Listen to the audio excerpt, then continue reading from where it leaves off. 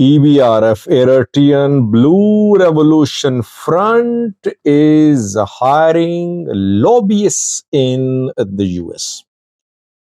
EBRF has announced to start an armed struggle against the Eritrean government to topple the Eritrean government.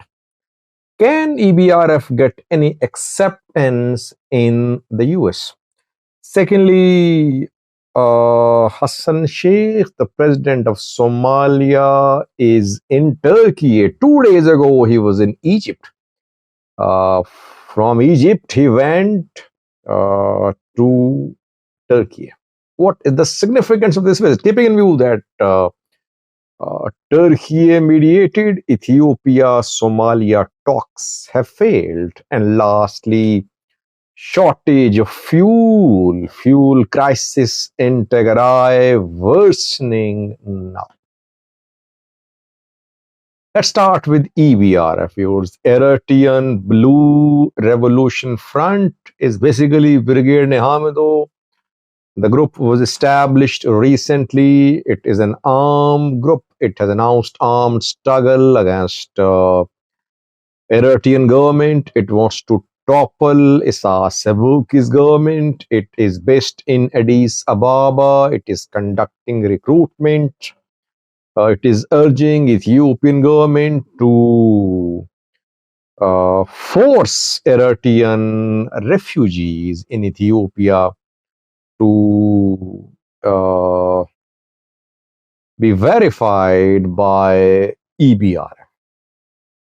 EBRF is not a peaceful political movement. It has openly said that it wants to remove Isaias Afwerki government through all means, including military means.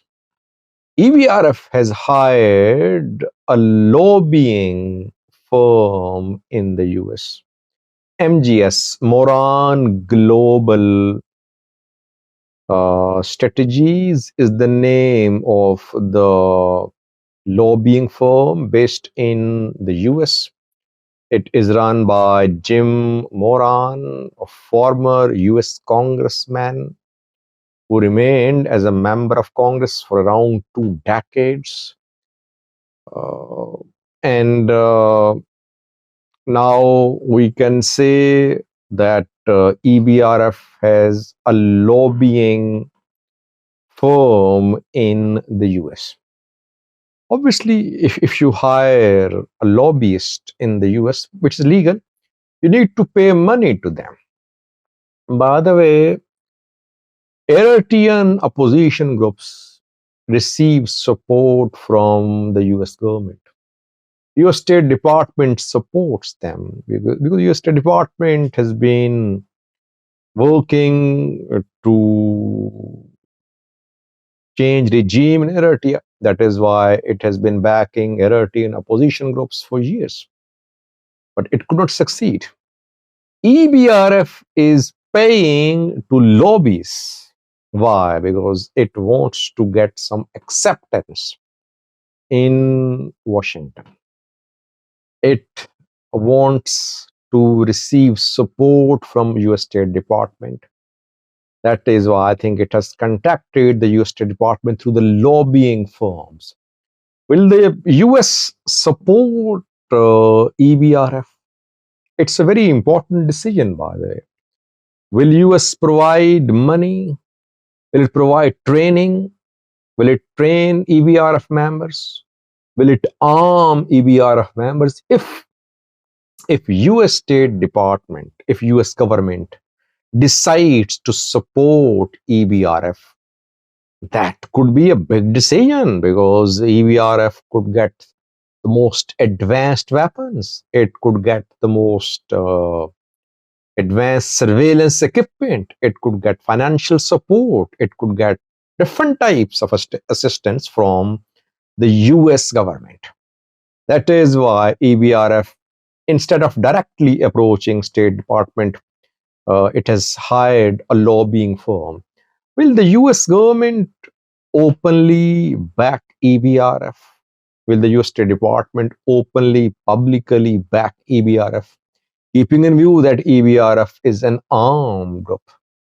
That remains to be seen, but US support could be a game changer, by the way.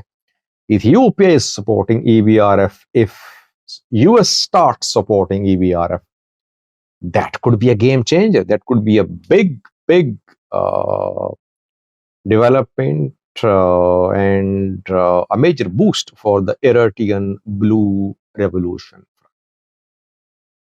Secondly, because fuel crisis in Tigray is worsening now. Tigray is getting only 15% of the fuel which it needs.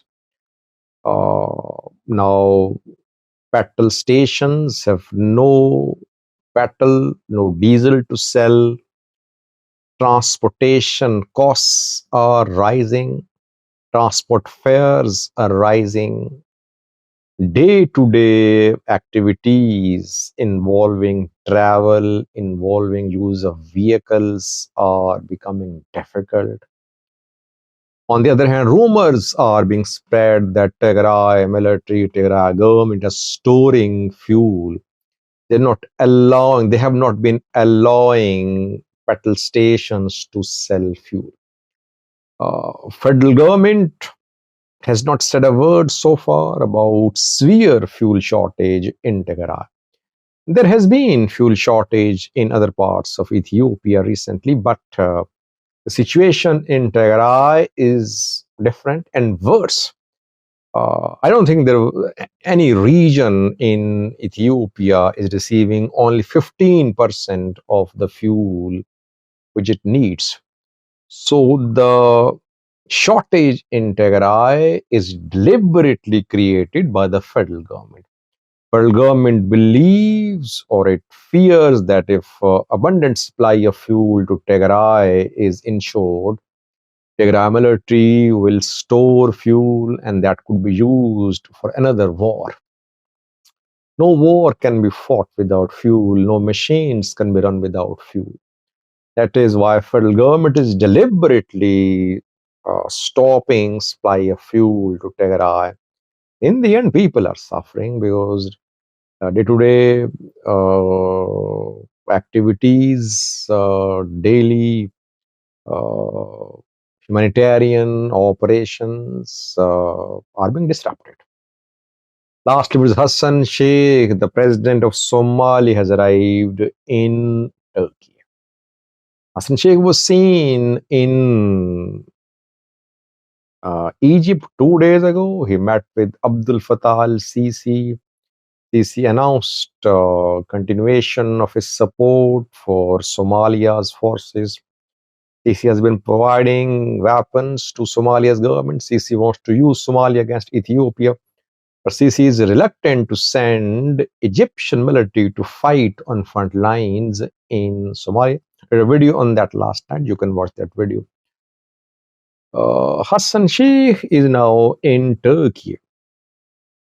Turkey is a key partner of Somalia, defense partner, security partner. It is training Somalia's forces. It is supplying Somalia's military with weapons. It has supplied T-2 drones to Somalia's government. Turkey has a huge military base in Somalia.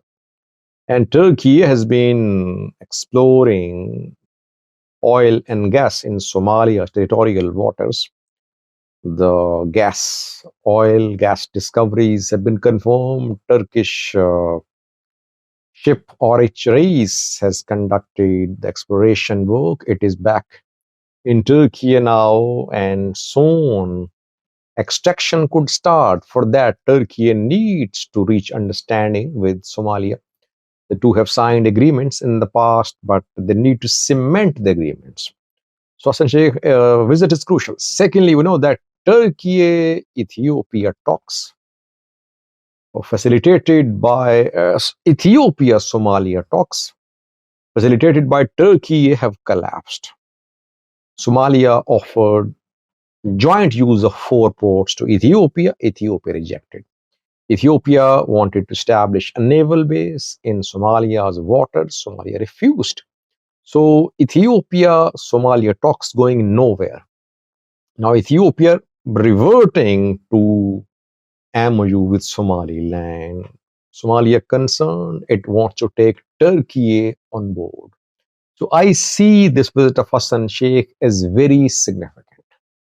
What will Hassan Sheikh and Erdogan decide? The two have held a meeting.